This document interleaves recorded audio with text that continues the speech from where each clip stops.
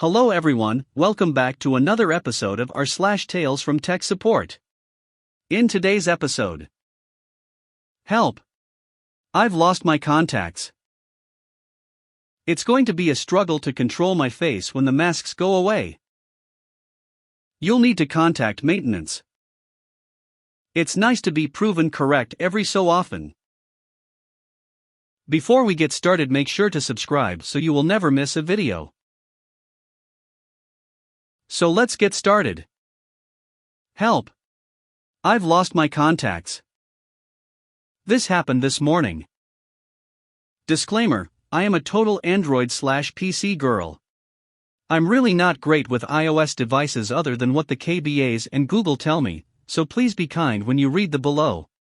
If my clients have an MDM software pushed onto their deployed mobile devices, they typically have KBAs available to support them. The client in question did not have KBAs available for their mobile phones, so Google was totally my BFF today. Anyway, on with the story. A guy from one of my client companies called in, and his iPhone 7 did an iOS update overnight, basically doing a factory reset. Before he called, he was able to restore nearly everything, but his contacts wouldn't sync up again. I googled the issue, and everything I instructed him to try, he either didn't see on his device, or he decided to not follow the instructions, and do his own thing anyway. I've been getting a lot of users like this calling in on Saturdays. Sigh. I instructed him to go to Settings, then iCloud, then Contacts. Turn off contacts, turn back on. Do I want to keep my iPhone or delete my iPhone? I want to keep it, right? Me, reading the directions from Apple's site: no, you need to delete from your phone. No, it's saying it's going to delete my phone. I want to keep it, so I'm clicking that instead. Of course, this tactic doesn't work because he didn't follow instructions. I had him repeat the process. Me, are you sure it isn't saying keep on my iPhone and delete from my iPhone? Oh yeah, I guess it does say that. Me, okay, I need you to click delete from my iPhone. That doesn't make sense. I want to keep my contacts on my iPhone, so I need to keep them. He taps the phone hard enough I heard it thump in my ear there. I kept it. Washington rinse. Repeat 2 more times. I finally convince him to actually follow the directions, but he didn't know how to log into the iCloud. Me, sir, you just log in with your Apple ID. No, it's asking me to log into the cloud, not to my Apple account. Me. Hold on a sec. He goes off to yell at his kids, then the dog. Then he returns a couple minutes later. Of course, I'm not allowed to hang up yet. Okay, I'm back. Look, what you're trying to do just isn't working. Isn't there anything else we can try? I have my contacts all on my computer. How can I get them from the computer to my phone?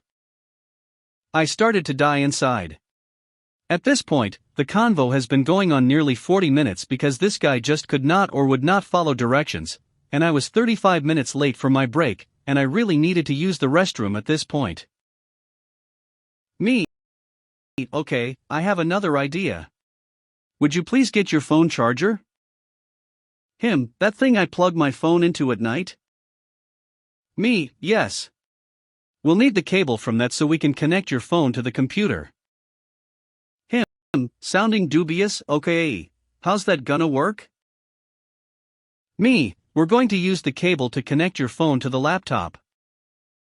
He starts yelling for one of his kids to bring his charger, then I hear a lot of thumping and fumbling around. He talks to the kid, tells him to plug it in somewhere. Kid grunts, there's more thumping and bumping.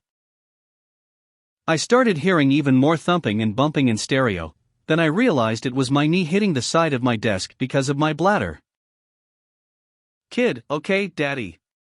It's in there. Okay. Now, what do I do now? Me, plug the lightning end into your phone. Him, what? Me, plug the lightning end into your phone, then the USB end into the computer. Him, what? How do I do that? Me, you disconnect the cable from the charger pack thingy. Yes, I really did use thingy. My brain blanked because I was starting to see yellow, and you plug that end of the cable into the computer. Him, but that end goes into the phone. Me, groaning inwardly. No, sir, you take the charging device off the cable, and plug it into a matching port on the computer, then put the lightning end into the phone so the phone is connected to the computer. Him, okay, I have the phone on the charger, but it's not connected to the computer. I don't see how this is going to work.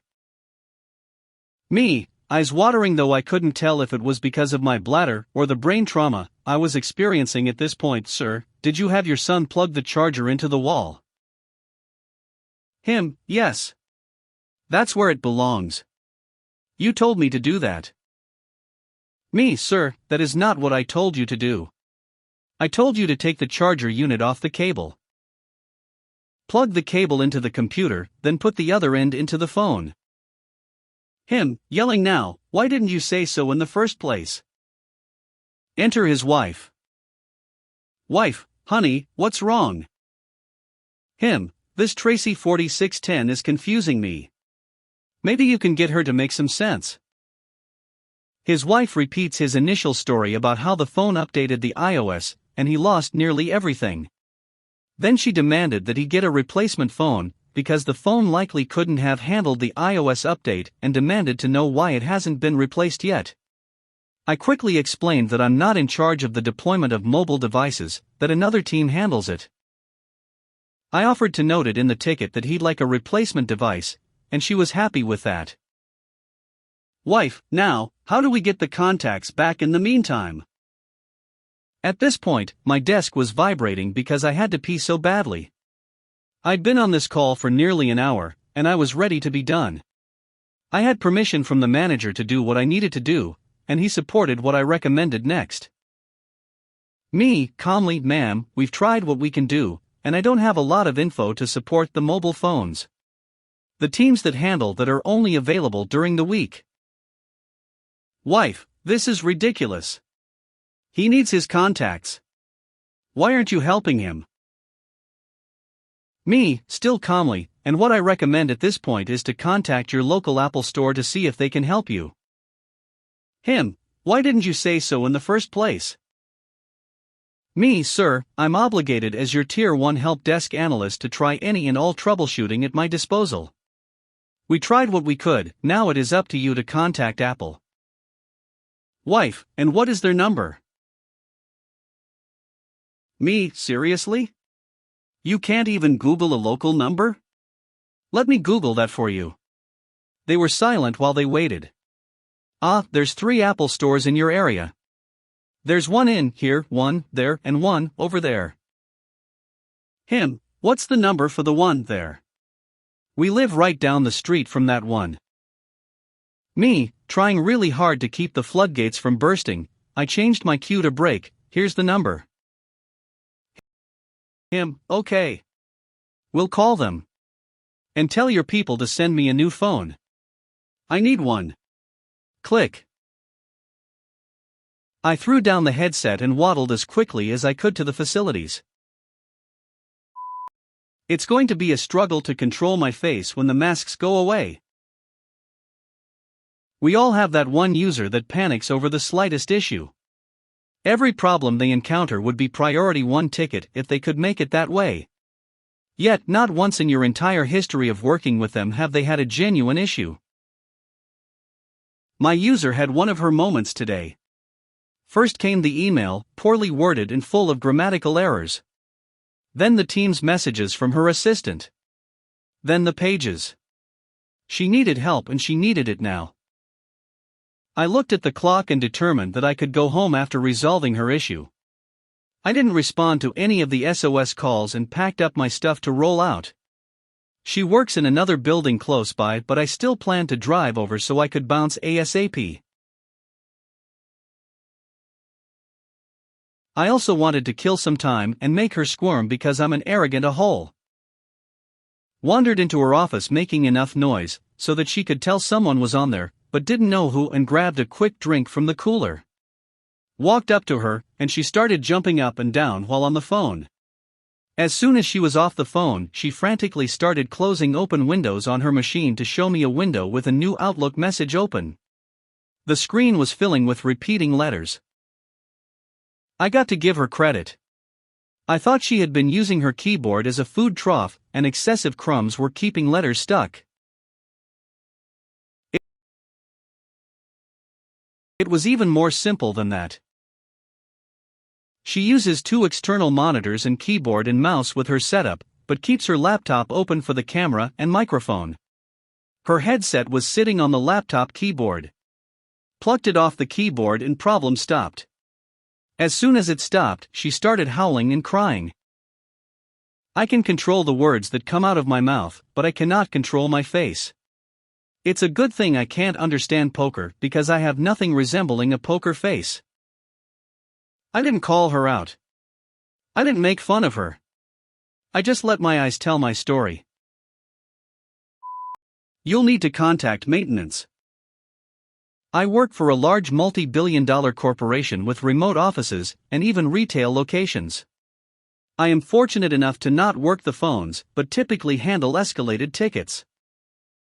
One day, I volunteered for some overtime and was able to negotiate it to where I do not work the phones, but to handle the chat queue, and this was a slow morning, so it was easy overtime. I get the following chat pop-up from a retail location. Store, hello, our AC is not working and it is getting very warm in the store. Me, good morning associate, unfortunately that is an issue for maintenance. You can reach them at number or by emailing them at email. Store, okay, thank you. I close the chat queue and mark it as transferred/referred away. I kick back in my chair at home. Working from home, and about 5 minutes later the chat dings again for an incoming chat. I sit up to my desk, and I think, that store number looks familiar, then the text comes through. Store, hello, our AC is not working and it is getting very warm in the store. Me, I think, there is no way this is the same store asking the same question. So not to be rude, I just put the same info, thinking maybe they just forgot to write it down before closing their chat. Good morning associate, unfortunately that is an issue for maintenance. You can reach them at number or by emailing them at email. Store, okay, thank you. And I close out chat again on my end.